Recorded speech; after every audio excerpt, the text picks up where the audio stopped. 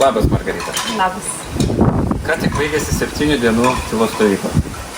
Tai pradžiai pasakyk, su kuom čia atvažiavai. Atvažiavau vedama intuicijos, visiškai neturėdama kažkokių didelių lūkesčių, bet kai atvažiavau, supratau, kad aš tos lūkesčius turiu. Ir turiu pasakyti, kad tie lūkesčiai įsipildė su suprantu. Ir aš norėčiau čia dar pabūti keletą dienų. Dar daugiau nepasakė? Taip.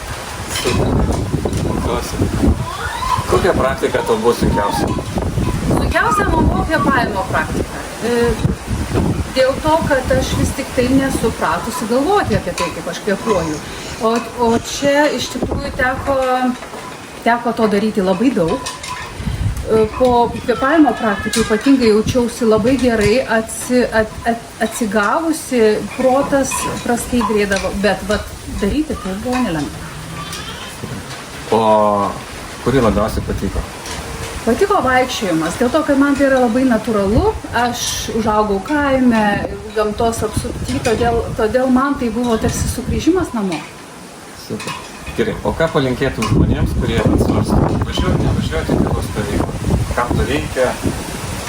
Jeigu svarsto, aš manau, kad iš tikrųjų tai tas poreikis iškyla iš vidaus ir jeigu toks impulsas tik atsiranda, prašom jo nepaleisti, tai iš karto dumti į tylos stovyklą. Tikrai verta ir teisingai. Tai va, iki susitikimo stovyklą. Ačiū labai. Ačiū tau.